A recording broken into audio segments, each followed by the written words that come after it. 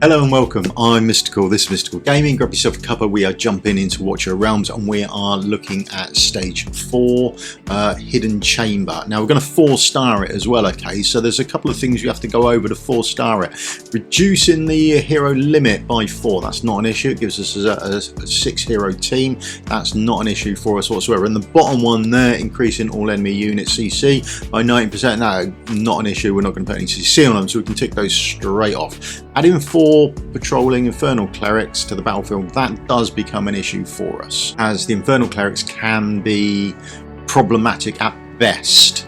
So they're the only, if you could probably 3-star it quite easily, the other bit is the issue. So we've got the Doom Rippers, they come down on that right hand side of the map, they come down, then they're not that many, and they do physical melee damage, so we can put our piercers up there and take care of them without any issues, or put our platform based units up there. We want piercers, but that would become apparent later. The next one is Grotesque Thing. They come around on the left hand side, they come around in quite a few numbers. Again, it's melee damage, so we can get some quick fire in or AoE physical damage up there, and we're all good for that. That's not an issue for us either. The next part is the Infernals. So they will be spawning at the top and they come down towards the end of the battle. Now they have a ranged attack. It's not too bad, because you should be able to get your ranged damage up there to start with, and you'll be able to take them out before they arrive at you. So they are not so much of an issue either. The one that is an issue is this next mob, this Infernal Cleric. So this is the one that's going to become an issue for you, because there's 4 of them patrolling the map, and it just makes it harder for you to get your team out. So if you're going to skip anything, I would skip clicking on this and just get rid of those to start with, and 3-star it and push your way on through. Now they do AoE magic damage, that's fine.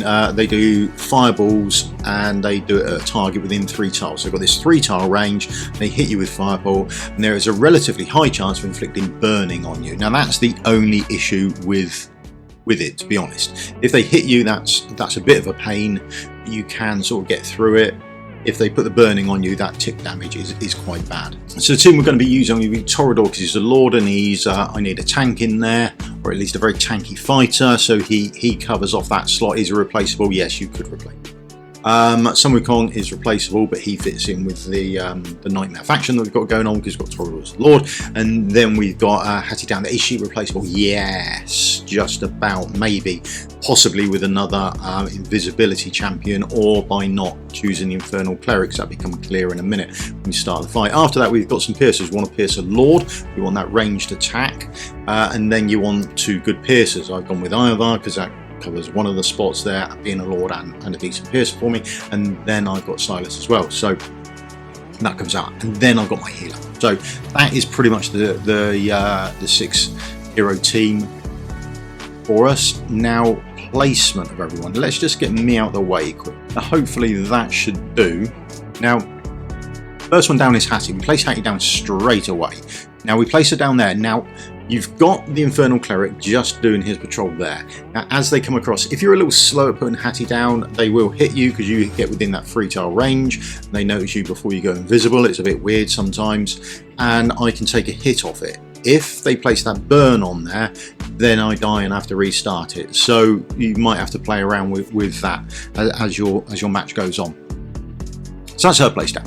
The next one to be placed down is Silas. He's going over on that right hand side, and he's going to be shooting from right to left for us. There's Hattie, she's getting rid of the mobs for us, and then we can trigger her off and start some of that AoE damage. And there we go, there's Silas there. He takes 1 hit, but it's not an issue. Then the mob's walking on, and like I say, that burn wasn't placed. Remember, he's only got 3-tile range, so you could wait until he was out of range. I went a bit early there, but it's no great shakes. We've got through it without too many issues, and then they're both there to sort of take care of everything. After that, we've got Ivar. Now Ivar's stretching up, and he's going to take care of that 3rd Infernal Cleric for us right up there at the top.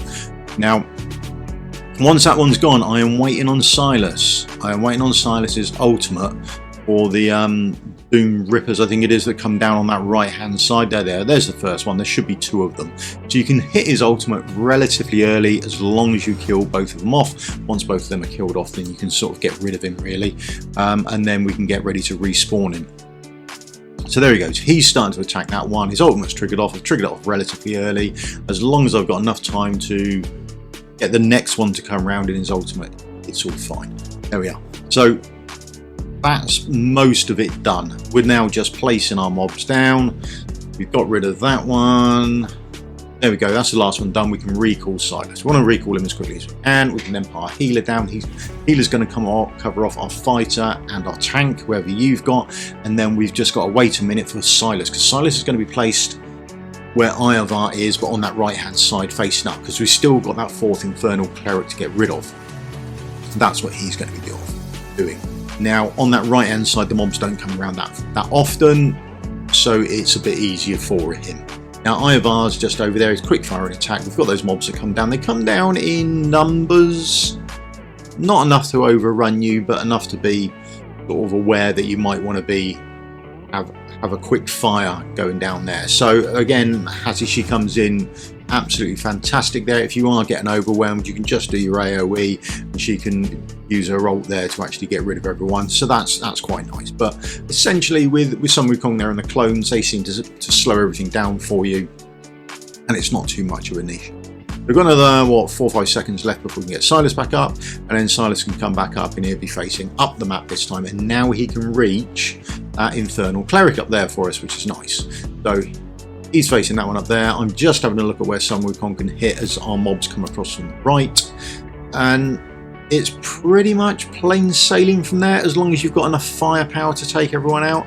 Use Sun Wukong to take out these mobs that come across on the right. They're fairly tanky. Now bear in mind, they will come across all the way across and then go down where Sun Wukong is as well, okay? So watch out for that.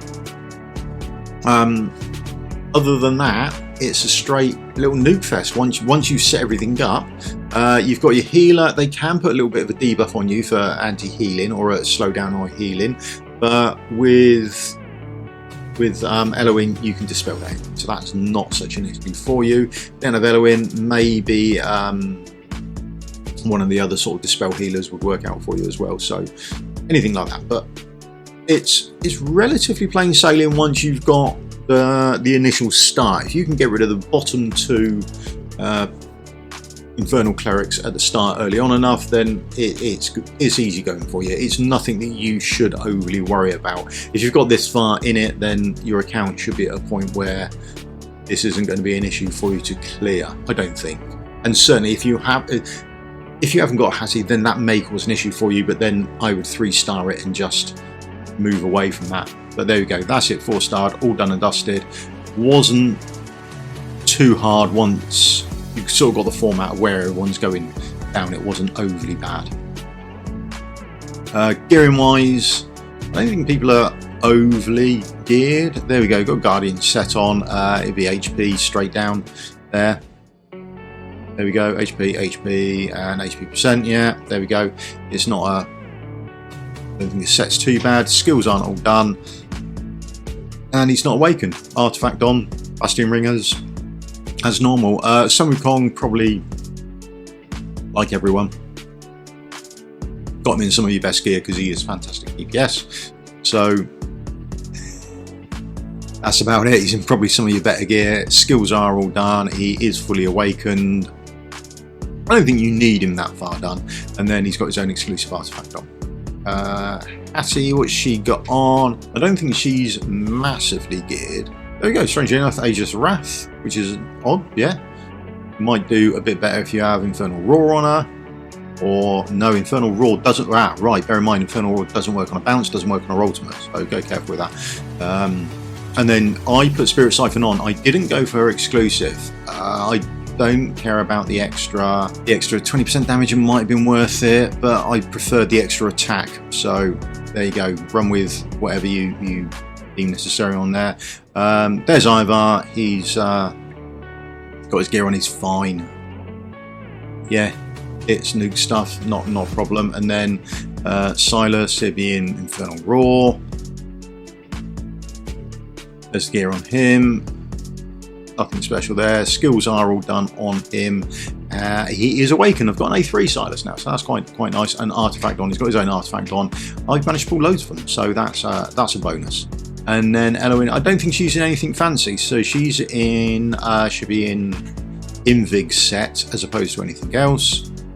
Yeah, There you go. Never really got a good set of wings of Grace, but there you go.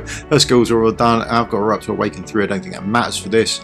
And with the Golden Scarab, that's about it. There you go. So that's everything done there on how to get through it. Hopefully that'll help you out. If you could just leave me a thumbs up, like and subscribe, that helps me out. And I will see you all in a video again soon. Thank you very much for your time. Cheers.